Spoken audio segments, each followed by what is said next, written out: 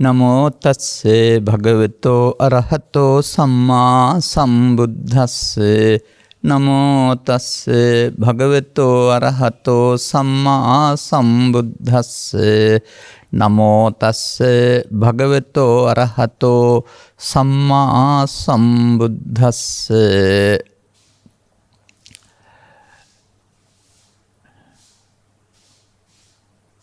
නිබ්බානං ආවරණං නීවරණෝති උච්චති. ධර්මානුශාසනාවෙහි සදහැවර අනුග්‍රහක දායකත්වයේ දරන්නා වූ භවතුන් ප්‍රමුඛ මේ මොහොත අපට සවන් දීම සඳහා ප්‍රඥා නාලිකාව තෝරාගත්තා වූ ලක්වාසී ලෝවාසී සදහැවර පින්නතුනි, අනුග්‍රහක බෞතුන් අපට මාතෘකාවක් සහිත ආරාධනයක් කරමින් පංච නීවරණයන් පිළිබඳ පැහැදිලි කොට එය මෙලොවට මෙලොව පරලොව දිවියට බලපාන අයුරු පැහැදිලි කර දෙනු මැනවි.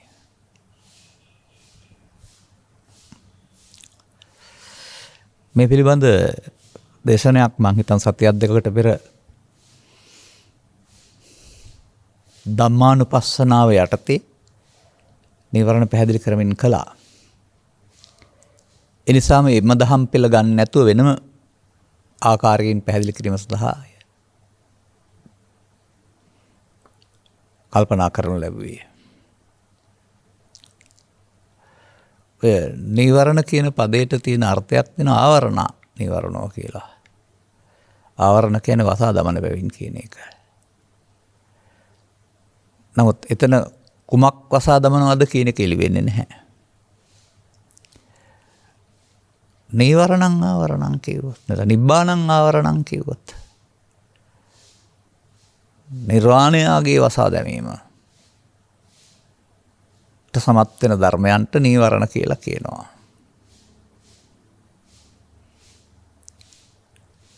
අර ශරීරය තුළ වැඩෙන්නා වූ ශරීරයේ නසන දෙයක් තමයි පිළිකා සෛලය කියන්නේ. ඒත් සෛලයක් තමයි. නමුත් ඒ සෛලයට ගහක පිළිකාවක් හැදුනහම ගත විනාශ කරන්න පුළුවන් වගේ ජීවිත විනාශ කරන්නයි පුළුවන්.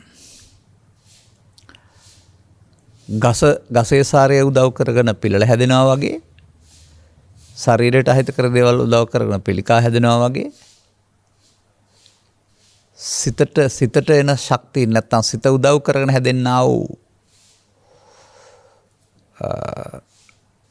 සතුරු ධර්මයක් තමයි නීවරණ කියලා කියන්නේ. සමහර විට සතුරු වගේ පේන්නේ නැති වෙන්න පුළුවන්. මුහුණුවර මිතුරු නැත්තම් හිතකරක් සලසන මුහුණුවර වුණාට සංසාරික වශයෙන් ගත්කල් කරන්නේ නිවීම නම් වූ ස්ථානයට පත්වෙන්නට මිනිසාට ඉඩ නොදී වෙනත් පැතිවලට ඔහු ගෙනියන එක. ඉතින් මේ වචන පහ උද්ධර්මයේ පිළිබඳ විෂය ආධාරපු ඕන කෙනෙක් දන්නවා පාඩමක් වශයෙන්. නමුත් ඔය පාඩමේ තියෙන වචන පහ තිබෙන්නේ පොතේ නෙවෙයි, මිනිස් චිත්ත සංතානයන්හි. එතකොට ඒවා මිනිස් චිත්ත සංතානයන්හි වැඩෙනවා කියන එකේ තේරුමම අවැඩ පිණිස, අහිත පිණිස, දුක් පිණිස, පරලෝ දුක් පිණිස අවශ්‍ය ධර්මයන් අපි පෝෂණය කරනවා කියන එකයි. ඒක එහෙම සමාජය දකින්නෙත් නැහැ. ඒකයි මම කිව්වේ සමහර දේවල් ඔහුට හිත කරන විදිහට තමයි පෙනෙන්නේ. නමුත් මේ හිත කර විදිහට පෙනුනට ඒවා සම්බන්ධයෙන් ඇති කරගන්නා වූ ඇලීම ගැටීම මුලාව වර්තමානයට පමණක් නොව අනාගතයටත්, මෙලොව වශයෙන් පමණක් නොව පරලොව වශයෙන්ුත් දෙපැත්තකට බලපානවා. මේකේ පරලෝ වශයෙන් බලපාන ආකාරයත් අහලා තිබෙනවානේ. දැන් සාමාන්‍යයෙන් ඒසනා කියලා කියන්නේ සොයනවට. එතකොට මිනිසුන් හොයනවා. ලෙඩට බෙහෙත් හොයනවා, නොමරී ඉන්න හොයනවා. එහෙමත් නැත්නම් මේක මේ පෘථිවියේ ප්‍රශ්නයක් වුණොත් ඉන්ද්‍රයන්ට අභ්‍යවකාශයේ තැන් හදනවා නැත්නම් වෙනත් ග්‍රහලෝක හොයනවා.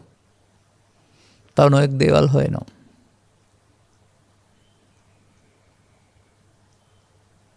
ඒ අතර මිනිසා හොයන දෙයක් සම්බන්ධයෙන් තථාගතයන් වහන්සේ වදාරලා තිබෙනවා කාම යේසනා කියලා. කාමයන් හොයනවා. එහෙම කිව්වටත් ඒක වැරදි විදිහට හිතන්න පුළුවන්. කාමයන් වැරදි හොයන්න හොඳ නෑ කියලා හරි. නැහැ. සාමාන්‍යයෙන් සොයන්නාට සම්භවය කියන එක තියෙනවානේ. අන්න ඒ වගේම තමයි මේ සත්වයාගේ පරිණාමීය ස්වභාවයත්. පරිණාමීය කියන වචනේ තේරුමත් සොයන පැත්තට යන කියන එක. මිනිසා යම් දෙයක්ද සොයන්නේ ඒ පැත්තට ස්වභාවයෙන්ම පරිණාමය වෙනවා. අන්න එහෙමයි මේකේ හැටි. එතකොට බාහිර දේවල් සැප සම්පත් වශයෙන් හොයයිද බාහිර දේවල් සොයා ගැනීමෙන් මේ පැත්ත දියුණු වෙනවා. වර්තමානයේට වෙලා තිබෙන්නේ ඒක තමයි. බුදුරජාණන් වහන්සේගේ කාලය තුල ආහාර ටිකක් සපයාගෙන නිවාස සදාගෙන එතනින් එහාට බාහිර දේ හොයනවට වඩා අධ්‍යාත්මික දේ හොයන සමාජයක් තිබුණා. ඒ නිසා අධ්‍යාත්මික ගවේෂකයින් වැඩි වුණා, සෙවීම් වැඩි වුණා. ඒ උත්තරීතර ප්‍රතිඵලය තමයි බුදුන් වහන්සේ. ඒ බ්‍රහ්මචාරී යසනා. උන්වහන්සේ කාම යසනා අතහැරලා භව යසනා අතහැරලා බ්‍රහ්මචාරී යසනා වලට ගියා.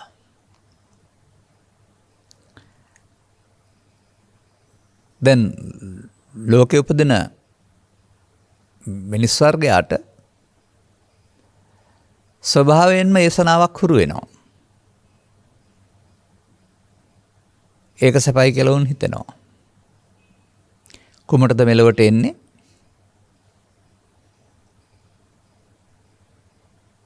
කයක් හදාගෙන කය ජීවත් වෙන තුන නඩත්තු කරන්න ඕන. ඒ කයේ තැන් පහක් පිහිටලා තියෙනවා, 6 වෙනි තැනකුත් සකස් වෙනවා. ඒවා හැම එකක් තුළින්ම මිනිසුන් ප්‍රීති ප්‍රමාදය හොයනවා. එකක් නැති වෙනකොට එකක් ඊට හයින් ආදී වශයෙන් අනේ විදිහට ලෝකේ සකස් වෙලා තිබෙන්නේ කාමය සෙවීම සඳහා කාමයසනා. කාමය වැරදි කියලා හෝ අසාරයි කියලා හෝ මායя කියන්නෙත් නැහැ, පෘථග්ජන සමාජය කියන්නෙත් නැහැ. පෘථග්ජන සමාජය කල්පනා කරන්නේ ඒ තමයි ලබන්න පුළුවන් උත්තරීතර සැනසීම කියලා. දිනු කරගන්නා වූ සියලු උපක්‍රම, තාක්ෂණ, වෛද්‍ය උපක්‍රම ආදී සියලු දේවල් Tamanට ඒ ලබා ගැනීම සඳහා යොදා ගන්න ලබනවා. ඒක තමයි පැත්තට හොයනවා කියන්නේ. නමුත් තථාගතවරුන්ගේ පැහැදිලි කිරීම පවතිනවා කාමය හොයලා ඇති වෙන්නේ නැහැ, ඉවර කරන්න බෑ. ඒ කිසියම් ආකාරයක ලොකුවට පෙනුනට යමක් තියෙන බව හිස් අසාර දෙයක් බව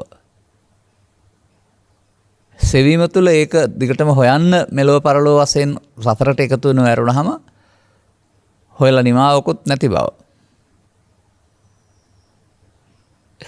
එහෙම තේරුම් ගන්න පුළුවන් පුද්ගලයෙකුට ඊට වඩා කාමයේ සෙවීමෙන් ලබන්නා වූ සැනසීමට වඩා සැනසීමක්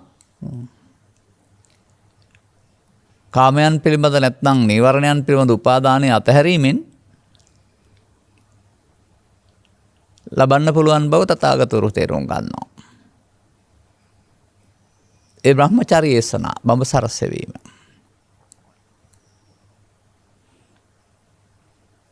දැන් මේ ඉල්ලීමට අනුව මේක පැහැදිලි කරලා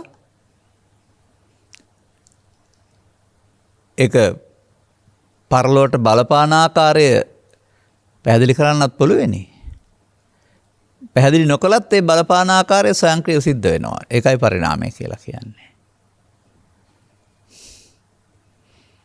එහෙනම් නීවරණ බලපාන ආකාරය වෙනුවට අපිට තේරුම් ගන්න වෙන්නේ මං හිතන්නේ නීවරණයන්ගෙන් මිදෙන ආකාරය. ඔබේ ආරාධනයට එහා යන යම් දෙයක්ත් මේ දේශනාව අගට මම පැහැදිලි කරාවේ. මොනවද මේවට නම් කියලා තිබෙන්නේ? මේවා සිත්හි ජනිතව වැඩෙන්නේ නම් ඒ සිතින් පලා යන දෙයක් තමයි උතුම් වූ සාන්ත වූ සැනසීම. එය අහිමි වෙනවා. ඒ වෙනුවට කෘතිම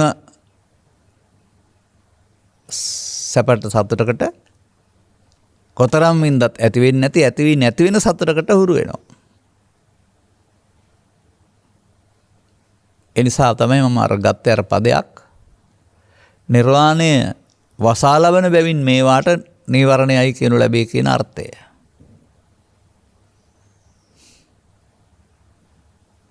කාමච්ඡන්ද. ඡන්ද සාමාන්‍යයෙන් කැමැත්ත. නමුත් කාමච්ඡන්ද කියන එකේ තේරුම සීමාව ඉක්මවා ගිය ඇල්ම ලැබියාව. නැත්නම් බැඳීම කියන එක. ඒක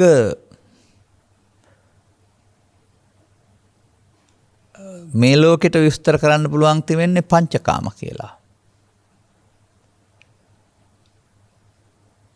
පරලෝකයට විස්තර කරන්න පුළුවන් තියෙන්නේ දුගතිකාම සහ දිව්‍යකාම කියලා. එතකොට දුගතිකාම සහ දිව්‍යකාම මිනිසාගේ කාම ඒසනාවේ අනාගතයයි. පරලෝට බලපාන ආකාරයත් ඇහුවනේ. ඔහු මෙලොවදී හොයන්නේ මොකක්ද? සොයන්නාට සම්බේ වගේ වැපුරු ලෙස කපා ගනී වගේ අන්නේ පැත්තට හමු වෙනවා.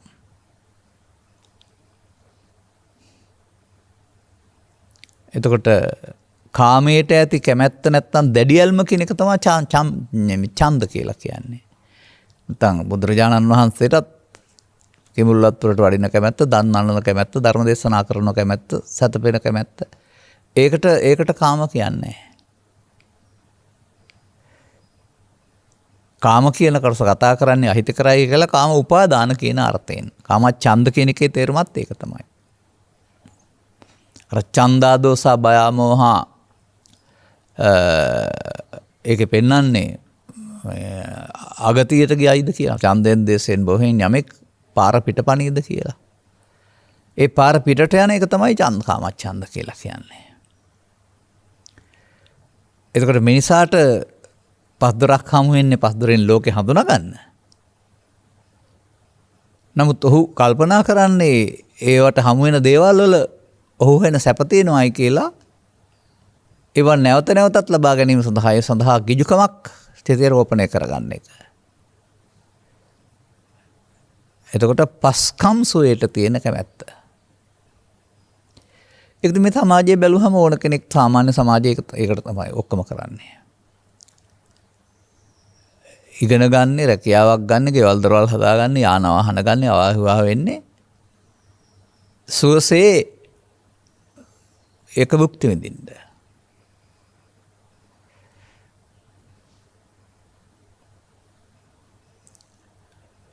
ඒ ලබාගත් දේ තුළ සුවයක් තිබෙනවා, සදාකාලිකව ඉන්න පුළුවන් කියන එක තමයි වුන් කල්පනා කරන්නේ. අන්න එහෙමයි ඒක හැටි. එතකොට මේක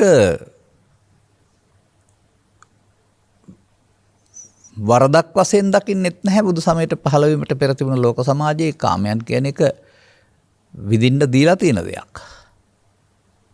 නමුත් ඒක ඡන්දයෙන් අගතියට ගියොත්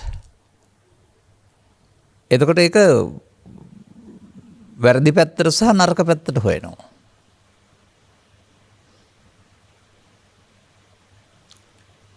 ඒක කොහොමද අපි තේරුම් ගන්නේ? මිනිසාට පස්දොරක් ලබා දී තිබෙනවා. මිනිස් වර්ගයාට ස්ත්‍රී පුරුෂ භාවයක් ලබා දී තිබෙනවා. ඔවුන් එක් වී අනාගත පරපුරක් හදන්න ඕන වෙනවා. ස්වාභාවික පරිණාමීය දේවල්. ඒවා පිළිබඳව කල්පනා කරලා බැලුවොත් එහෙනම් ආනන්ද දකින්නේ ස්වභාව ධර්මයේ පිළි අරන් තියෙනවා ඒ ද්විත්ව බෙදීම. තනිව ජීවත් වෙන්න දීලා නැහැ. මිනිසා කියන්නේ ද්විලිංගික සත්වෙක් නෙමෙයි. නමුත් උන්ට දීලා තිබෙන්නේ හරියට සමසමව. ස්ත්‍රී වර්ගයා 50ක් වෙනකොට පුරුෂ වර්ගයා 50යි. එහෙනම් ඒකේ සීමාවක් දීලා තියෙනවා. කැමති ගහකින් කෑවට කමන්නේ නැහැ තහනම් ගහේ ගෙඩි කන්න එපයි කියලා තමයි බයිබලයේ තිබෙන්නේ. නමුත් මේ මිනිසාට මේක හොයන්න ගියාපුවාම මේ නීතිය ස්වාභාවික නීතිය රජයන් ආගම් පනවලා තියෙන නීතිය බාධාවක් වෙනවා. දැන් උන්ට කණ්ඩ හිතිලා තියෙනවා. දැන් ඉතින් කබරගයා තලගොයා කරන්නයි තියෙන්නේ. කාමයන් ස්වාභාවිකව විකෘතියක් නොවන ආකාරයෙන් විඳින්න තමයි අර ස්ත්‍රී පුරුෂ භාවයක් දීලා තියෙන්නේ. නමුත් ඒකේ කාම මිත්‍යාචාරය කියන වචනයක් යටතේදී ඒ සීමාවන් ඉක්මවා යමින් අර ඒක පුද්ගල ඒක විවාහ වෙනකොට බහු විවාහ නැත්තම් නීත්‍යානුකූල විවාහ නැති වුණත් බහු භාර්යා බහු පුරුෂ ඒ සනාවක් ඒක සැප තියෙන නිසානේ තවදුරටත් හොයන්නේ. මට මතකයි ඔය මේ වයම් පළාතේ ප්‍රධාන රෝහලක මරණයක් සිදු වෙනවා. බැලුවහම අයිතිවාසිකම් කියන්න නීත්‍යානුකූල බිරියන් 4 දෙනෙක්.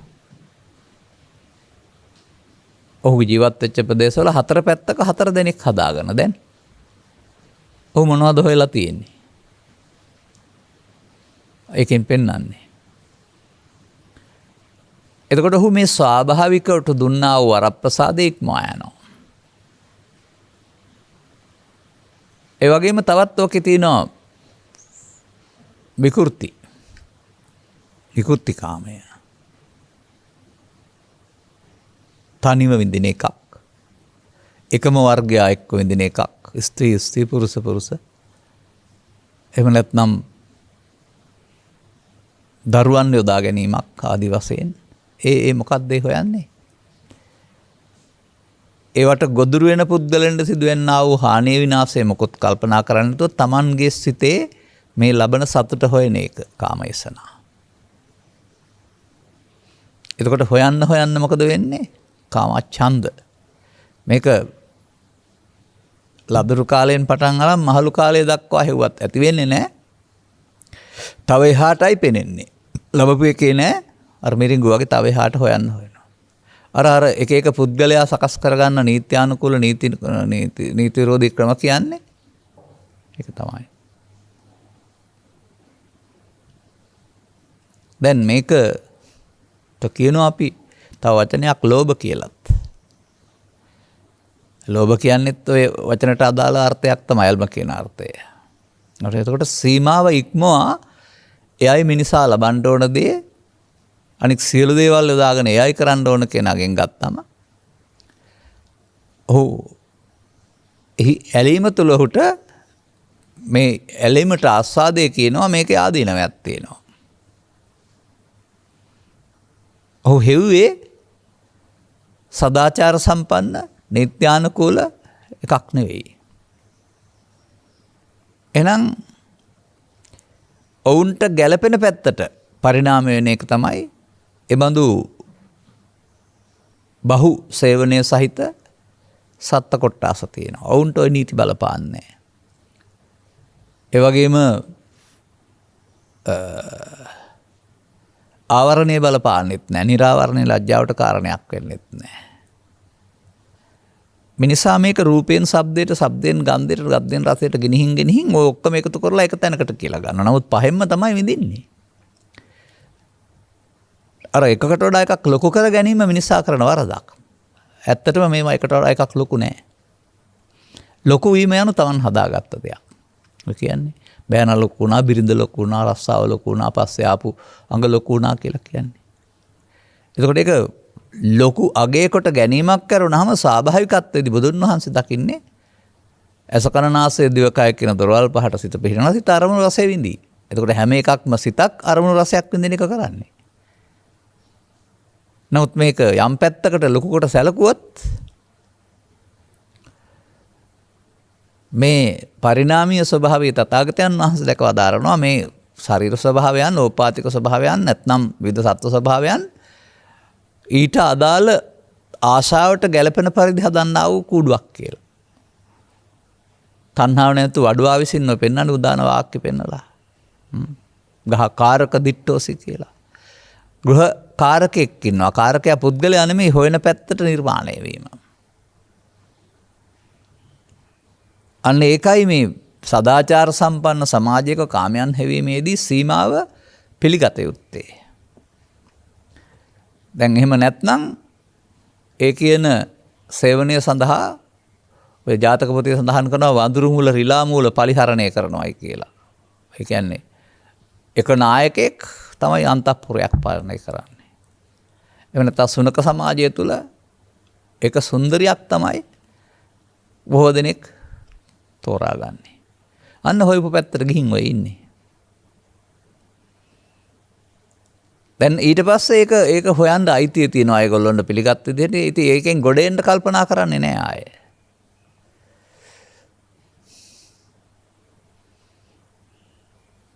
එහෙම ගිහින් මගේ ළඟට ආපු අය නම් මම ආපහු මෙහාට එන්න පුළුවන් විදිහට ඒකේ අන්තය හොයන පැත්ත පාලනය කරන්න සහ අප කෙරෙහි පැහැදීමක් කරන ආපහු වෙන්න පුළුවන් විදිහට මනස සකස් කරනවා අපි දන්න නිසා. එහෙනම් අන්න විකෘති කාමයේ ආස්වාදයේ ආදීනවේ අර තියෙන්නේ. සෝකායස වේදෝ පරම්මරණ දුක්ගතින් උප්පජ්ජති නිරයන් උප්පජ්ජති කියලා හැම තියෙන්නේ ඔය. තිරච්ඡාන යෝනින් උප්පජ්ජති. ඒ හොයපුවාම තව පැත්තකට හොයනවා. පුණ්‍යකාමී. එහෙම නැත්නම් යහපත් ක්‍රියාකාරකම් කරලා ඒ සතුට හොයනවා. රූපෙන්, ශබ්දයෙන්, ගන්ධයෙන්, රසයෙන්. ඒකත් කාමය. නමුත් ඒකේ සදාචාර සීමාවන් තිබෙනවා. එතකොට ඒ පැත්තට හෙව්වහමත් මිනිසා සෑහීමටපත් වුණා නම්, මිනිසාගේ මට්ටමටත් ඊටත් වඩා එහාට පුණ්‍යවන්ත වුණා නම් දිව්‍ය කාමයේ විඳින්න පුළුවන්. දිව්‍ය කාමයේදී ඉදිරා යන සිරකුත් නැහැ. නමුත් රූප, ශබ්ද, ගන්ධ, රස පංචකාමයේම තිබෙනවා. අදාළ සිතන්න විතරයි සිතුවාම පහළ වෙනවා.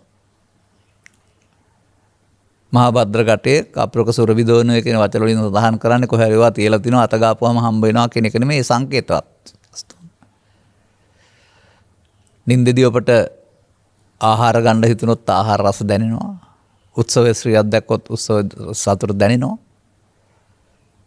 එතකොට ඒ කොහෙන්වත් සපෙලාද? අදාළ බාහිර ලෝකෙන් අදාළ දේවල් හදාගත්තාම ඊට පස්සේ සිතින් සැපේනවා. දිව්‍යකාමයේ කියලා කියන්නේ අන්න ඒ වගේ බාහිර වස්තු නැති වුණාට සමන් හදාගත්ත පැත්තට සිතූ පමණින් සියල්ල සැපේන එක. එහෙනම් ඔන්න කාමේ නැත්නම් ලෝභය කියන කාරණාව මෙලොව වශයෙන් සහ පරලොව වශයෙන් බලපාන ආකාරය. කාමච්ඡන්දය. එතකොට ඊට එහා ලෝකෝත්තර සුවයක් පිළිබඳව හිතන්නට සත්තුන්ට කොහොමත් ඕන කමක් නැහැ. මිනිසාටත් මේවට ගිජු වුණොත්. අන්න අර පරිණාමීය ලක්ෂණ කියන්නේ ඒකයි. දැන් බුදුන් වහන්සේ පහළ වුණ සමාජයේ ආහාර ටිකක් හොයන නිවසක් සදාගෙන ඒ පහසුකම් සලසගෙන ඊට එහා දෙයක් සිත ඇතුලේ හොයනවා. නමුත් නූතන දියුණු වෙන තාක්ෂණය සහ වෛද්‍ය විද්‍යාව සියලු දේවල් උදව් කරගෙන ඒ විඳින්න දීලා තියෙන එකෙන් ලැබෙන්න පටවන්න තියෙන බර අයින් කරලා කාමයේ පමණක් විඳින්නට තවත් බාහිර ක්‍රමත් යොදා ගන්නවා. බාහිර වශයෙන් යම් යම් දේවල් පැළඳවීම නැත්නම් යම් යම් ශල්‍ය කර්මයන් තියෙන්නේ. මොකටද ඒ? කාමයන් නින්දින්න නෙමෙයිද? සමහර අය ඉතින් මේ පරිණාමීය ඒකවුරුමය ඉවත් කරලා නීති වලින්ම හදා ගන්නවා 4-5 දෙනෙක් 6-7 දෙනෙක්. අන්න කන්න හිතුණා දැන් කවර ගෝයා තල ගෝයා වුණා. අනතුරුව මේක විඳින්න නම් ආගම නමින් දීපු දන්න ඕන. එතකොට 72ක් හම්බ වෙනවා කියලා තව උගන්වනවා. එතකොට ඒ වෙනුවෙන් දීපු දන්න ලෑස්ති වෙනවා. මොකටද අර කාමයේ විඳින්න. කාමාසක්ත.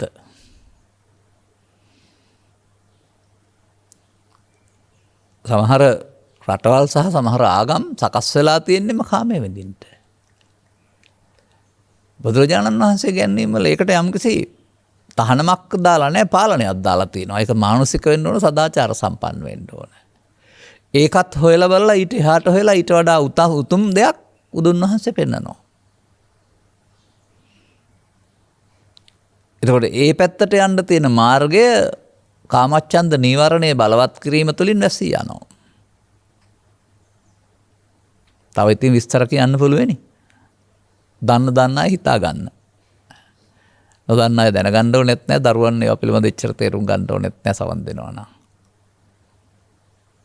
අන්න ඒ විදිහට මේ දියුණු වෙන තාක්ෂණය, දියුණු වෛද්‍ය විද්‍යාව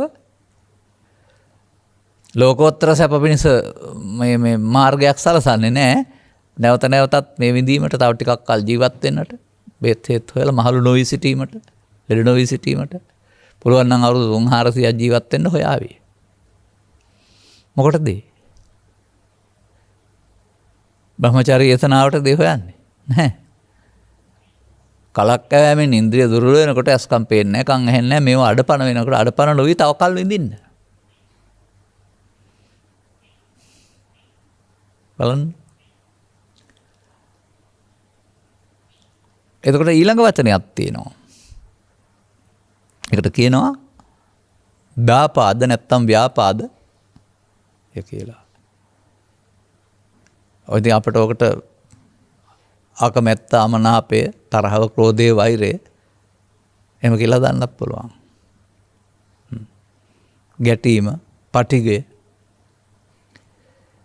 තවත් කාමයට හිතරෙන හැඟීමක්, ඒ හැඟීම තමයි ඊට කරගන්නේ. ව්‍යාපාදය කියලා කියන්නේ හිතට එන හැඟීමක්. අරක ඇලෙන සුළුයි, මේක බිහිසුණුයි, ගැටෙන සුළුයි.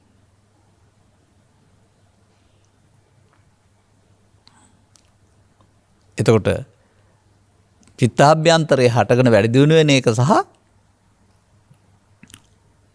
වැඩි දියුණු වීම තුළින් යලිත් වතාවක් ඒ ප්‍රතික්‍රියාව දක්වන්නට අවශ්‍ය හේතු තබමින් චිත්තාභ්‍යන්තරයේ හේතු සංගවමින් යලි ගන්න පුළුවන් විදිහට සකස් කිරීමකුත් තිබෙනවා. හටගත්ත දේ ස්වභාවයෙන් නැති වෙලා යනවා. ඒක මිනිසාට ලබා දීමේ තිබුණා උත්තරීතර වරමක්. ඒක පාවිච්චි කරනවා නම් හොඳයි. හැඟීම් වශයෙන් මියාන එක. මතකේ අමතක කිරීම නෙමෙයි. නමුත් ඔහු ඒ හැඟීම් වශයෙන් මිය නොයා ඒ හැඟීම් වශයෙන් ඉතුරු කර ගන්නවා ආපහු පසුව ගන්න. පසුව ගන්න තිබුවාම ඒකේ තවන දෙයක් තැනක් නැති වුණාට හේතු වශයෙන් ඉතුරු වෙනවායි කියලා තියෙනවා. පුංචි අනුසය කියන වචනයකින් යම් හේතු වශයෙන් තිබුවාම ආපහු හිතට එනවට පරිඋත්ථානය කියලා කියනවා. ආපහු ක්‍රියාවට නගනවට විතික්කම කියලා කියනවා. අන්න ඒ විදිහේ සිත ඇතුළට යමක් තිබුවොත් තීපදේ ආපහු පස්සේ එනවා. පසුදාට අවුරුද්දකින් දෙකකින් මේකට නැවත උපදිනවායි කියලා කියනවා. කාමච්ඡන්දයත් නැවත උපදිනවා, ව්‍යාපාදයත් නැවත උපදිනවා. නැවත උපදින්න සකස් කරන්නේ අපි විසින්. ඒ නැවත විඳීමේ ඇලීමේ ඕනකමක් ගැටීමේ ඕනකමක් තිබෙනවා නම් මට නැවත මේක තවත් තියෙනවා නම් හොඳයි කියලා එහෙනම් ඒක විසින් මතු විඳින්න අවශ්‍ය අවකාශය හදලා දෙනවා. නමුත් ව්‍යාපාදයේ මිනිසා මිනිස්කමෙන් පහත් තැනකට ගෙනියනවා. ඒක මුල් වෙන්නේ යහපත් ක්‍රියාකාරකම් සඳහා නෙමෙයි අයහපත් ක්‍රියාකාරකම් සඳහා. එහෙනම්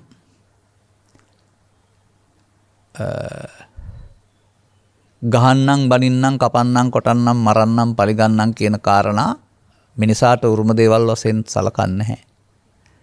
මන්දයාත් මිනිසාට පරිකල්පන ශක්තියක් තියෙනවා, නීති තිබෙනවා, සම්මුතින් තිබෙනවා, කතා බහ කරලා හැමෝගෙම යහපත සඳහා අත්උපනායක ධම්මපරයය පාවිච්චි කරලා විසඳ ගන්න තමයි මිනිස් සමාජ සකස් වෙලා තිබෙන්නේ. ගවයාට එහෙම මුලයක් නැති නිසා තමයි අන් අයට පහර දීමට අන් දෙකක් දීලා තියෙන්නේ. කුර දීලා තියෙන්නේ. නාගයාට විස දීලා තියෙන්නේ. ඒ සත්වයින්ට මුවාට දුවන්න දීලා තියෙන්නේ. ගැලවීම සඳහා. අපිට පාවිච්චි කරන්න කියලා දීලා තිබෙනා වූ මානසික බලතල ඉක්මවා සත්තුන්ගේ උපක්‍රම පාවිච්චි කරන්න ගියොත් එනම් කායස වේදෝ පරම්මරණා තිරච්ඡානයෝනින් උප්පජ්ජති. ඔය පව් කරලා අපාය යනවා කියලා කියන්නේ. ලෝභ දේශ මොහ මේ තුන වැඩි දියුණු කරපුවාම අන්න පරලෝට බලපාන ආකාරය. එනිසා වැපුරු ලෙස කපා ගනී කියන වචනේ හරියටම හරියි. එහෙම නැත්නම් මේ විඳින්ට යාමේදී අදාළ විපාකයක් සඳහා හේතු ඉතුරු වීම කියනවා කර්ම රැස්වීම කියලා. කර්ම වලට විපාක ඉහාත්ම වශයෙන්ුත් තියෙනවා මේ ජීවිතෙන්. පරලෞකික නැත්නම් පරලෝක වශයෙන්ුත් තිබෙනවා.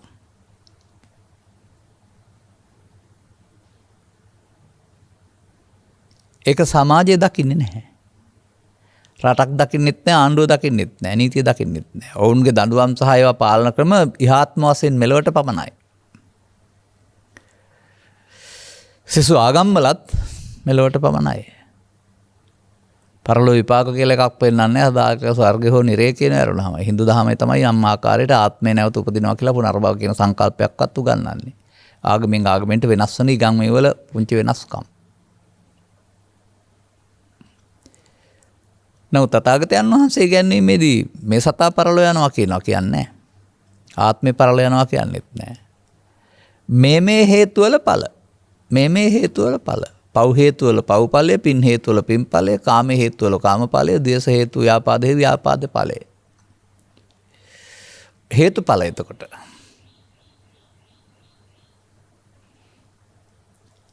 ඒ ලබාගත් ජීවිතේ අන් අයට අනුසතුන්ට කරන්න බැරි දෙයක් කරන්න මනසක් ලබා දුන්නාම ඒකත් යොදාගත්තොත් ඒ කාමයේම යොදන්න. එහෙනම් එයාට මිනිස් ජීවිතේ ඊට වඩා දෙයක් හොයන්න තියෙනවා. ඒ ගැන අවධානය යොමු කළේ නැහැ.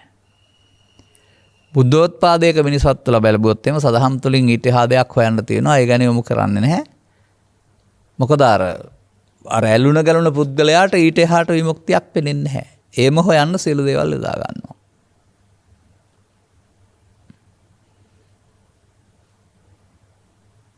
එතකොට තීන මිද්ද කියන කාරණාව නම් මෙලොවට පරලොවට බලපාන කාරණයක් වශයෙන් නෙවෙයි විග්‍රහ වෙන්නේ. අධ්‍යාත්මික ගමන් මගට බාධා වෙන කියන එක. මන්දෝත්සාහී බවට පැමිණීම. සිත සහ සිතවිලි වල හැකුළුණු ස්වභාවය. අනේ බෑ කියලා කියන එක. නොකර ඉන්න හේතු යොදන එක. අර පෙන්නන්නේ ඉතා උදෑසනයි, ඉතා දවල්, ඉතා හවස් වෙලා, ඉතා බඩගිනි, ඉතා බඩ පිරීලා කියලා කර්මාන්ත නොකරනවායි කියලා. අන්න ඒ වගේ කරන්න වෙනුවට නොකරන්න. නැත්නම් අඩපණ වෙන්න. Taman යම් කටයුත්තක් සඳහා දැරිය යුතු වීරිය අඩපණ කරන්නට සිතේ උපදින හැඟීමකට කියනවා චෛසිකල ඉපන්න හැඟීමකට කියනවා තීන සහ මිද්ද කියලා. අපි කියමුකෝ ධර්ම ශ්‍රවණයකට යන්න තියෙනවායි කියලා ගෙදරකට. නෑදෑකමට හරි අපේ බණ අහන්න ආපු නිසා හරි යන්න ඉන්නේ දැන් බණ ඕනෑවක්කමකුත් එච්චර නෑ. නමුත් හවස හීතල දැනුණත් හෝ වැහිපදක් වැටුණොත් එහෙම ඊට පස්සේ ඒ වැහිපද වැටීම කල්පත් යොදා ගන්නවා නොයා ඉන්න. අනේ බෑ.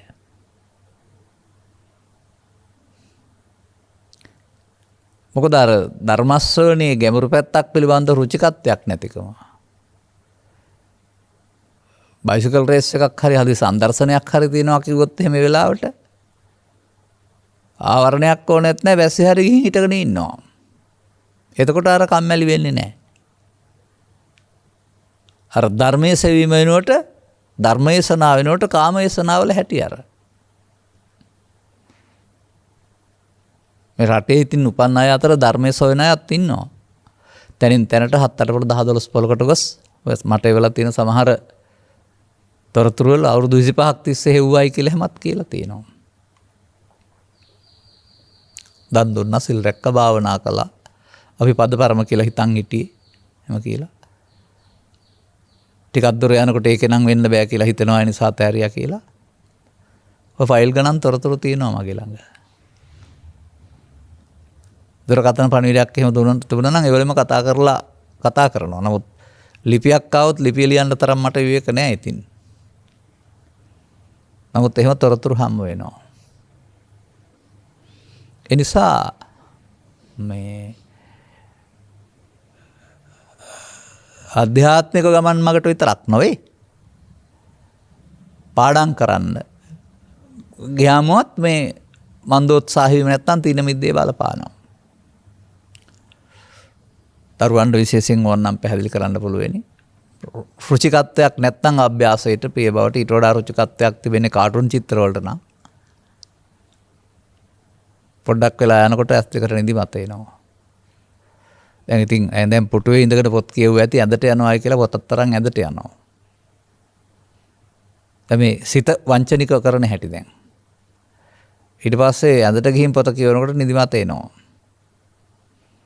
දැන් ඉතින් පොත පපෝඩින් තියාගත්තාම ඇස් දෙක පිය වෙනවා. දැන් අම්මා හරි තාත්තා හරි ඇවිදින් පොරෝනේ පොරෝලා යන්න ඕනේ දැන් පාඩම් කරන්නයි ගියේ නමුත් නිදි. එහෙම නැත්නම් දැන් බෑ හෙට උදේට පාඩම් කරනවා කියලා හිත කියනවා. උදේ ඇහැරෙනකොට 6:00මාරයි පාඩම් කරන්න වෙලාවක් නැහැ. අන්න එහෙම හෙටට කරන්න කල් දාන එකත් ওই කම්මැලිකම වැඩක් තමයි. ඒ නිසා දරුවන් තේරුම් ගන්න අද කළ යුතු දේ හෙටට කල් නොදමනු. සිත විසින් වංචනික ධර්ම හදලා පෙන්වන්න පුළුවන්. හෙටට කරනවායි කියලා. ඒක සිත විසින් ඔබ කරපු රැවට්ටීමක්. ඒකත් අධ්‍යාත්මික ගමන් මගේ නුනාට අධ්‍යාපනය කරා යන ගමනේදී බාධාවක් නොකරන්නට දෙපැත්තටම බලපානවා ඒක. එතකොට ඒවා චිත්තාභ්‍යන්තරයේ රෝපණය වීම තුළ බලවත් වෙනවා. ඒ හැඟීම් බලවත් වීමට තමයි ආවරණ කියලා කියන්නේ. ඒ ආවරණයන් තුළ ඊට එහා දෙයක් තියෙන බව බ්‍රහ්මචාරී ඒසනාවක් මිනිසුන්ට හොයන්න පුළුවන් බව එහෙම එකක් තියෙන බව එමත් නැත්නම් බුදුන් වහන්සේ වදාළ පරිදි මිනිසාට මේ අරමුණේ ඉපදී නැසන විඳින්නා වූ කෙටි කාලීන සුව වෙනුවට ඉපදීමකුත් නැසීමකුත් නැති ජාජරා මරණ දුකුත් නැති තවත් සැනසීමක් තිබෙන බව හොයන්න මේ ධර්මයන් දෙන්නේ නැහැ.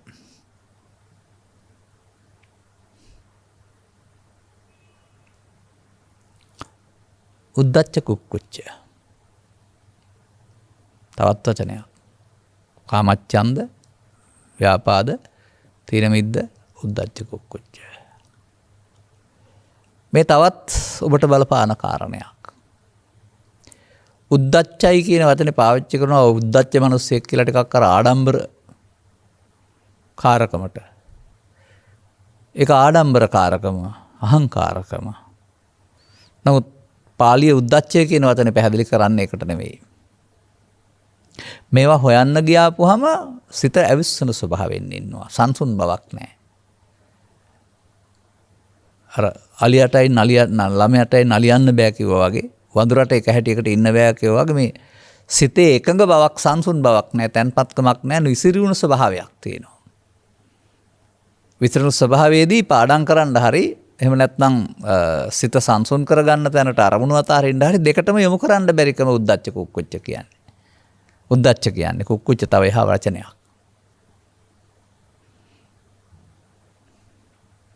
දැන් දරුවන්ගේ ලෝකේ ගත්තම අවුරුදු 20ක් 25ක් යනකල් නොමිලේ කන්න බොන්න දෙනවනේ අම්මලා තාත්තලා. පුළුවන් වුණත් බැරි වුණත්. ඒක කිසියම් ආකාරයක අත ජීවිතේ පිනක්. ඒ ටික උදව් කරගෙන තමන්ගේ අනාගත සකස් කරගන්න අවශ්‍ය වෘත්තීය සුසුකමක් සඳහා අධ්‍යාපන සුසුකමක් ලබා ගැනීම නෙමෙයි ඉගෙනීම කියලා කියන්නේ. අද වෙන මොකක්වත් නෙවෙයි යෝග.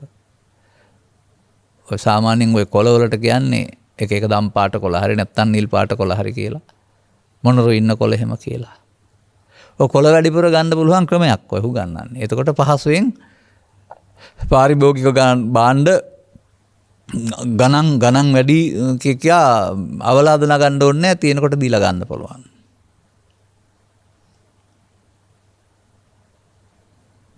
එතකොට ඒ සඳහා අවධානය යොමු කරන්නට බැරි වෙනවා. ගණිතයට හෝ විද්‍යාවට හෝ තාක්ෂණික අයවට වඩා වෙනත් දෙයක් ඔබේ හිතේ තිබුණොත්, කාටුන් චිත්‍ර හෝ අයෝමය පුරුෂයෝ දිසා බලන් ඉන්න එක හෝ අනේ වගේ විකෘති දේවල් ලෝකේ නැති දේවල් ඒවට කැමති වෙනවා. එතකොට රසවත් ආහාරයේ තියෙනකොට අනිත්ව නිරස වෙනවා වගේ ඒක හොයනකොට අරක අමතක වෙනවා.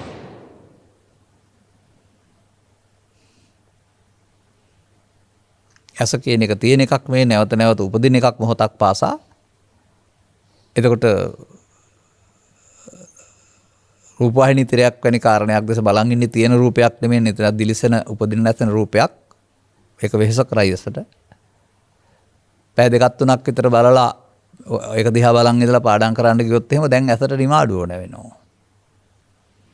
ඒ හින්දා පැය දෙකක් තුනක් ඕවා දිහා බලන් ඉඳලා පාඩම් කරන්න යන ළමයි පාඩම් කරන්නේ නැහැ, නිදා ගන්නවා, නිදිමත එනවාමයි. ඒ නිසා මම දකින්නේ දරුවන්ගේ විනෝදාංශය නැත්නම් ප්‍රියතම දේ කතා කරන්නේ අධ්‍යාපනයේ වේ යුතුයි. විනෝදාංශයත් තවත් අධ්‍යාපනයක් වේ යුතුයි. අතිරේක තියෙන තවත් වේ කලාත්මක දේවල් සිත සනසන සංසොන් කරන. අර කාමච්ඡන්දේ ව්‍යාපාදේ වැඩෙන්නා වූ පැත්තට ඔබ දියුණු වුණොත් එහෙම ඔබට ඊට පස්සේ මේ උද්දච්චය බලපානවා. නොසන්සුන්කම. සාමාන්‍යයෙන් පොත්වල උගන්වලා තියෙනවා නිකන් අලුගොඩකට පොල් පිටකින් ගැහුවාම වගේ කියලා. පොල් පිට අලුගොඩ ඇවිස්සෙනවානේ. ඔබ ළඟ තිබෙන්නා වූ සංසුන්ව ඉන්න බැරිකමට බණහන්න ගියාම හරි සංසුන් කරගන්න ගියාම හරි බාධා වෙනවා නම්, පාඩම් කරන්න ගියාම වෙන පැත්තකට වෙනවා නම් දෙකම බාධාවක්.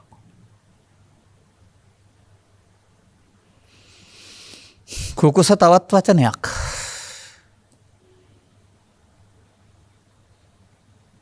ඒක ඔබට සිදුවෙන ඔබ අතින් සිදුවන හානියක්. මේකට කියමු අපි පශ්චාත්තාපය, පසුතැවීම.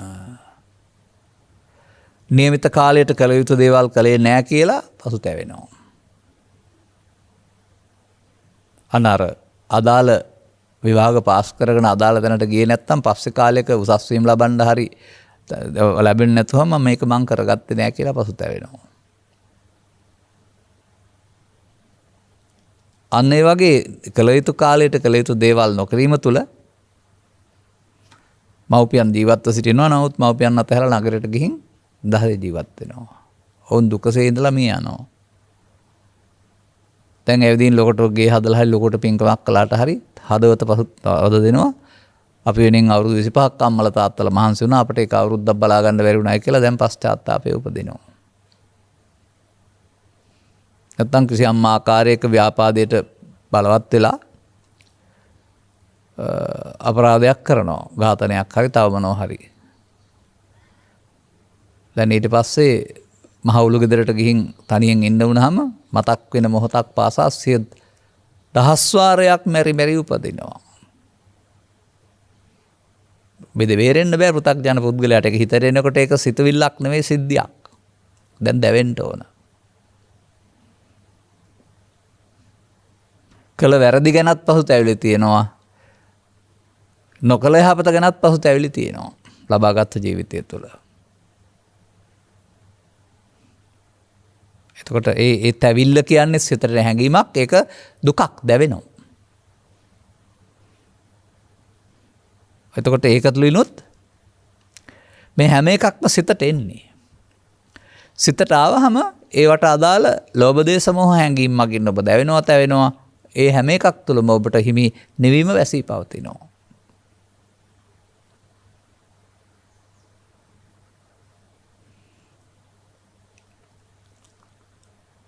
එනිසා තමයි මේවට මිනිසාට අධ්‍යාත්මික ගමන් මඟ සඳහා බාධක ධර්ම වශයෙන් මේවා පෙන්නලා තිබෙන්නේ.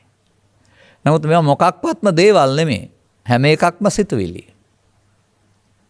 කාමච්ඡන්ද කියන්නේ සිතුවිල්ලක්. ව්‍යාපාද කියන්නේ සිතක් සිතුවිල්ලක්. තීන විද්ද කියන්නේ සිතක් සිතුවිල්ලක්. උද්ධච්ච කුක්කුච්ච කියන්නේ සිතක් සිතුවිල්ලක්. එහෙනම් මොනවද ඒවායේ තියෙන ඔය උතරම් ඔය විවිධත්වයෙන් යුක්ත වේදනා දෙන්නේ? ඒවට කෙනෙක් දෙයක් තැනක් උසස් පහත් කියලා දීපු අගය එකතු කිරීම. උපේක්ෂා සහගත වෙන්න බැරි වුණා මේවට අන්තවාදී අගයන් ඔබ එකතු කරනවා. තව පදයකුත් තියෙනවා. විචිකිච්ඡා. විචිකිච්ඡාවත් ඉතින් විවිධ පැති වලට පොතෙත් විස්තර කරලා තිබෙනවා. සාමාන්‍ය අම්මා තාත්තා ගැන හරි බිරිඳ හරි සැකයක් නෙමෙයි මේ කතා කරන්නේ. සංසාර ගමන් මඟ පිළිබඳව, පරලෝක පිළිබඳව, අපාය දිව්‍ය ලෝක පිළිබඳව, බුදුන් පිළිබඳව, සද්ධර්මයේ පිළිබඳව, ධර්ම න්‍යාය පිළිබඳව එක එක්කෙනාට ප්‍රශ්න තියෙනවා. සදහම් පොතපත තිබුණාට, ධර්ම දේශනා කෙරුණාට මේ ජීවිතයේ අවසන් භවය වේවා කියලා ප්‍රාර්ථනා කරනවට හෝ කරගන්න හොම් බයයි. එහෙම විශ්වාසයක් නැහැ. තථාගතවරු සදහම් හෙළි කරලා තිබුණාට, සද්ධර්මද්දීපය කියලා රාජ්‍යානුග්‍රහයතු පොත්සක්න සංරක්ෂණය කරලා තිබුණාට ඕක පෙරලන්නේ නැතුව අනාගත බුදුහාමුදුරුවෝ හම්බ වෙන්න යන්න පාරක් හදනවා. ඒ අපේ බුදුන් සැක නිසා නේද? ධර්මයේ ඉගෙන ගත්තට අනුගමනය කරන්න බයයි. ධර්මයේ ගැන සැක නිසා නේද? එහෙම පැත්තකුත් තියෙනවා.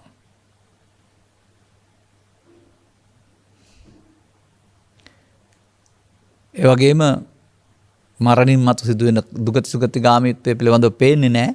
සැක තියෙනවා සමහර අයට. කවුද යන්නේ මොනවද යන්නේ? ඔබේ දැක්මෙන්. කවුරුවත් යන්නෙත් නැහැ මොනවත් යන්නෙත් නැහැ. නමුත් හේතුඵල ධර්මයක් ක්‍රියාත්මකයි. ඒක හේතුඵල වශයෙන් බලන ඇරුණාම මනුස්සයම තිරසනෙක් වෙනවා කියලා කතා කළාට මනුස්ස ශරීරය පොළොවට පස්සු නැරනවා කොහෙවත් ගියායි. අනේ හේතුඵල න්‍යාමය මෙලොවින් පරලොවට සම්බන්ධ කරන්න පුළුවන්කමක් තිබෙනවා මේ සිතින් අල්ලගන්න උපාදානය කරන වරද නිසා. උපාදානේ බයං දිස්වා ජාති මරණ සම්භවේ. ජාති මරණ උපාදානය. සෝපාදානස්සකෝ හං මච්ච උත්පත්තිම් පඤ්ඤාපේමි. දැන් කාමච්ඡන්දයත්, තීන මිද්දයත්, උද්ධච්ච කුක්කුච්චයත් සියල්ල උපාදාන වෙනවා. උපාදාන කියන එකේ තේරුම මොකද්ද? අනාගත පැවැත්මට අවශ්‍ය බැඳීමක් ඇති කරනවායි කියන එක. අන්න එහෙම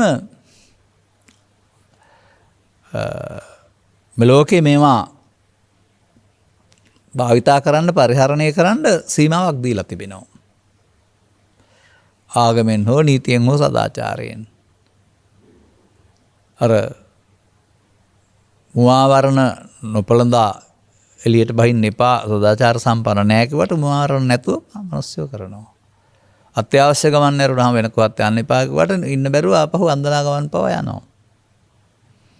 නීති කැඩීමනේ. අන්න ඒ වගේ මේ මිනිසාට දීලා තිබුණා වූ ආරම්ම රසය පිළිබඳව නීතිය කඩාන ඊට එහාට යනවා. දැන් නීති කැඩුවාම ඒ නීතිය තමයි රතුවිර කියලා කියන්නේ කැඩුවම උපාදාන කියලා කියනවා. උපාදාන පත්‍ය ඕන එකකින් භව භවච්ඡා ජාති. අන්න එතකොට මිනිසා විසින් දී තිබෙන සම්පත් මධ්‍යස්ථ උපේක්ෂා සහගතව භුක්ති විඳින්න නැත්නම් ලෙන්ගතව ඒවා පිළිබඳව නීවරණ මට්ටමින් භුක්ති විඳින්න ගියාපුවම ඒක තමයි සසර හදන පාර. ඔබ මේ කරපු කිව්ව ක්‍රියාමාර්ගයන්ම අනාගතයට පවත්තන යන්න ඔබට කයක් ඇතුව හෝ කයක් නැතුව අනාගතයක් හැදෙනවා. Taman මේ ලෝකෙ විඳපු ආකාරයෙන්. එනිසා බුදුරජාණන් වහන්සේ මේ සිතේ හට ගන්නා වූ ධර්මතා ටික අර මණික අතර හැදෙන්නා වූ පළිඟුව වෙන්නේ නැති මණික් කපන්න පුළුවන් වගේ පළිඟුවටම මිනිසාගේ ශරීර ශක්තිය තුළ වැඩෙන්න ඕන යහපත් චරිත ලක්ෂණ කුසල චෛතසික කියන වශයෙන් සඳහන් කරනවා මානව හිතවාදී. ඒවා වෙනුවට මේ ශක්තිය අරන් මේවා වැඩෙනවා. ඒවා වෙනුත් මානව හිතවාදී සමාජයක් හැදෙනවා. මේවා වුණාම මිනිස්සුන්ට කරදර හිරිහැර. මිනිසාට හිරිහැර කරනවා, වද දෙනවා. ඉතින් නීවරණ ධර්ම කෙනෙකුගේ හිතේ 5ක් තියෙන්නත් පුළුවන්, 4ක් තියෙන්නත් පුළුවන්, එකක් තියෙන්නත් පුළුවන්.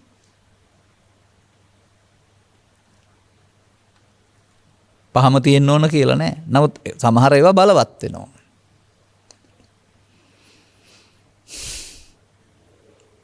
එතකොට ඔය ඔක්කොම ක්‍රියාත්මක වෙන්නේ පුද්ගලයේ ස්වභාවයේ හා යමින් මමත්වයේ තුල. මමත්වයේ තුල තමයි මේ නීවරණ ධර්ම කාමච්ඡන්ද ව්‍යාපාද ක්‍රියාත්මක වෙන්නේ මම කියන සංකල්පය තුල. උපාදාන කියන සංකල්පය තුල.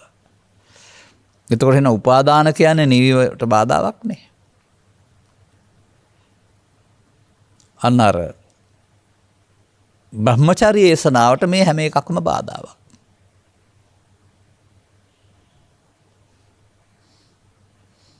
එනිසා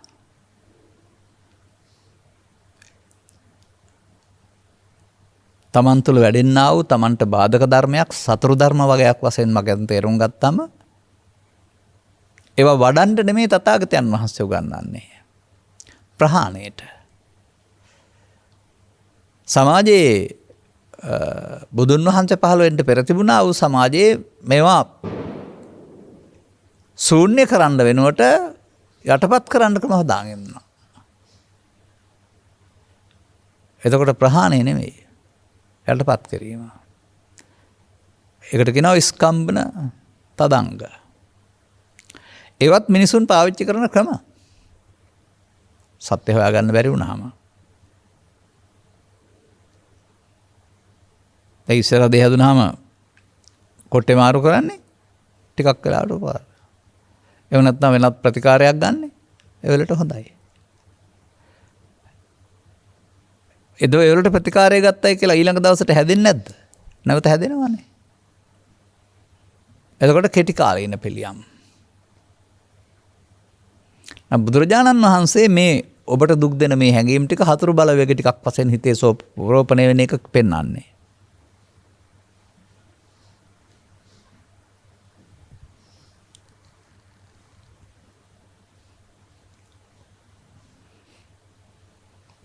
එනම් මිනිසා ජීවත් වෙන්න ඇවිදින් ලෝකේ ජීවත් වෙන ගමන් Taman දුකටපත් කරන හතුරු බලවේග ටිකක් චිත්තාභ්‍යන්තරයේ පෝෂණය කරනවා කියන එක තමයි නීවරණ වඩනවා කියන්නේ. යමෙකුගේ සිතේ නීවරණ වැඩෙනවා නම් ඔහුට ආගමික ජීවිතයක් නැහැ. මොහු පරිහානිය කරා යන පුද්ගලයෙක්. නමුත් නීවරණ වඩමින් සුදුවක් ඇඳුමක් ඇඳගෙන මලක් පහනක් පූජා කරගෙන වන්දනා ගමනක් යමින් පිළිමයකට වන්දනා කරමින් ආගමික ජීවිතයක් පෙන්වන්න පුළුවන් කෙනෙකුට. ආටෝප වශයෙන් බාහිර වශයෙන් දකින්නා වූ ආගමික ජීවිතයක්. ඒක තමයි වර්තමානයේ ආගමික ජීවිතය කියලා කල්පනා කරන්නේ. නමුත් තථාගතයන් වහන්සේ වදාළ දහම් කරුණු ගැඹුරට වැටහෙනකොට අපි තේරුම් ගන්නේ නීවරණ රහිත ජීවිතය, ලෝභ දේශ මොහ රහිත ජීවිතය තමයි ආගමික ජීවිතය.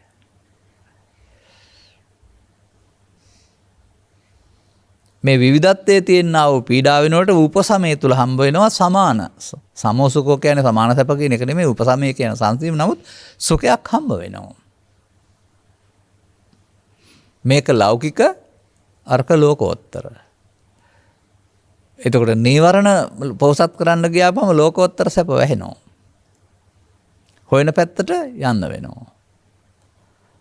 නමුත් නීවරණ නම් වල පවතිනා වූ මුලා ස්වභාවය මමත්වෙන් ගැනීමේ මුලා ස්වභාවය තේරුම් ගන්න පුළුවන් නම් ඒවා තිබෙන්නේ තථාගතවරු දේශනා කරලා දාල ධර්ම න්‍යායක් භාවිතාවෙන් ප්‍රහාණය කරන එක. යට කරන එක නෙමෙයි. තථාගතවරු සඳහා ධර්ම න්‍යාය කිපයක් පැහැදිලි කරලා තිබෙනවා. පංච උපාදානස්කන්ධය අනිදුක්ඛ අනාත්ම වශයෙන් බලන්න. පංච උපාදානස්කන්ධය තුළ දුක හේතු නැතිතර මාර්ගය වශයෙන් බලන්න. පංච උපාදානස්කන්ධය තුළ පටිච්චසමුප්පාදේ නිරෝධය බලන්න. පංච උපාදානස්කන්ධේ උපාදානස්කන්ධේ මරණ සති වඩන්න. පංච උපාදානස්කන්ධේ උපාදාන දුරු වීම සඳහා කර්ම ශය කරන්න. ඔය එක ඔක්කොම යන්න ඕන නැහැ එකකින් අනුගමනීය ප්‍රතිපදාව. අන්න මේ සසර ගමන සිදුවෙන ආකාරය තේරුම් ගන්න පුළුවන් නම් හතුරු බලවේග ටිකක් පෝෂණය කරන එක වෙනුවට ඔය අය නිවසින් බැහැර කරගන්න මොකද්ද අපි කරන්න ඕන කියන කාරණාව තේරුම් ගත්තාම තේරුම් ගන්න වෙන උන්ට කර්මයේ සරණ, පාපයේ සරණ, කාමයේ සරණ වෙනුවට ධර්මයේ සරණ ඕන වෙනවා. මං හිතනවා ලබා දී පිටින කාලයට අනුව ඊට වඩා කරුණු පැහැදිලි කරන්න ඉඩ කඩක් ලැබෙන්නේ නැහැ කියලා. ඔන්න මම පැහැදිලි කළා. මේවා අඩු වැඩි වශයෙන් සිත්ති හට ගන්නා වූ බාධක ධර්ම. නමුත් මේවා උපාදාන වීම තුළ මෙලොවට සහ පරලොවට බලපාන භවගාමී ධර්ම. එනිසා මිතුරන් නෙමෙයි හතුරන් මේ අය බුදුන් වහන්සේ හඳුන්වා දුන්නේ ජීවිතෙන් පළවා හරින්න ඕනේ. පළවා හරිය යුතු ධර්ම පෝෂණය කිරීපුවාම ඒකට අදාළ විපාකයේ තමයි ඒවෙන් හම්බ වෙන දුක් පීඩා. එනිසා ලබාගත් ජීවිතයේ නීවරණයන්ගෙන් මිදෙන්න මොකද කරන්න ඕන කියන කාරණාව තේරුම් ගන්නට තවත් ධර්ම දේශනාවන් කෙරෙහි අවධානය යොමු කොට ඔබට ඔබ ගලවා ගැනීමේ වගකීම පැවරී තිබෙන බව තේරුම් අරගෙන අදාළ මග ගන්නට මෙම කරුණු පැහැදිලි කිරීම හේතු වාසනා වේවා කියන සුභාශිංසනයෙන් යුක්තව අපි කරුණු පැහැදිලි කිරීම මෙසේ නිමා කරනවා. මෙම උතුම් ධර්ම දේශනාව ප්‍රඥානාලිකාව තුළින් ප්‍රචාරය කිරීම සඳහා සදැහැති දායකත්ව දරන ලබන්නේ ඕස්ට්‍රියාවේ වියානා නුවර පදිංචි සීලා වනසිංහ මහත්මිය සහ මාලබේ තලාහේන නිසංසල මාවතේ පදිංචි නිලුකා ලියදිපිටිය මහත්මිය විසිනි. ඕස්ට්‍රියාවේ වියානා නුවර පදිංචි සීලා වනසිංහ මහත්මිය විසින් තම නුවණැස පාදා දිවියට අතුදුන් සදාදරණීය ගුරුදෙමාපියන් වන හොරණ සෝමානන්ද මාවතේ පදිංචි සිටි එඩ්වින් කොළොන්න ගුරු මහතා සහ එම මැතිණියට උපහාර පිණිසත් මාළඹේ තලාහේන නිසංසල මාවතේ පදිංචි නිලුකා ලියදිපිටි මහත්මිය විසින් දැනට මාස 5කට පෙර පරලොස්පත් වන්නට යුතුනා වූ තම දයාබර පියාණන් වන විමලරත්න ලියදිපිටිය මහතාට අවශ්‍ය නම් පින් පවන පිණිසත් නැත්නම් උපහාර පිණිසත් මෙම උතුම් ධර්ම දානය සිදු කරන ලබන අතර පරලොස්පත් නම් සඳහන් අයත් පරලොස්පත් පින් බලාපොරොත්තු වන සියලුම ඥාතිහිත මිත්‍රාදීනොත් මේ ධර්මදානෙන් ජනිත වන්නා වූ පුණ්‍ය කුසල් අනුමෝදන් වී භව ගමන සපවත් කරගෙන මතුපදිනා භවයකදී මිනිසත් භව ලබා සදහම් වටහාගෙන අමා මහ නිවන් සුව ළඟා කර ගනිත්වා. ගරුණීය දේශකයන් වහන්සේට සියලු ලෝකයන්ටත් නිරුක් නිරෝගී චිර ජීවනයේ පිණිසත් නිර්වාණ අවබෝධයේ පිණිසත් මෙම උතුම් ධර්ම දානයේ හේතු ආසනාව වේවා. ඔබේ ඒ යහපත් පැතුම් සපිරෙන අතර ඔබ දෙපළටත් මෙලොව වශයෙන්ම මේ කරුණු තේරුම් ගැනීම තුළින් නිවන සැනසෙන ජීවිතයක අත්විවරම දාවා ගන්නට සහ ඒ මතු කරගෙන ලෝකෝත්තර සැනසීමට හිම්කම් කියන්නට හේතු ආසනාව වේවායි කියලා අපද ප්‍රාර්ථනා කරනු ලබනවා. සබ්බීතියෝ විවජ්ජන්තු සබ්බ රෝගෝ විනස්සතු මාතේ බවත් අන්තරායෝ සුඛී දීඝායුකෝ භව. හැම දිනාටම තෙරුවන් සරණයි. රාගක්ඛයෝ නිබ්බානං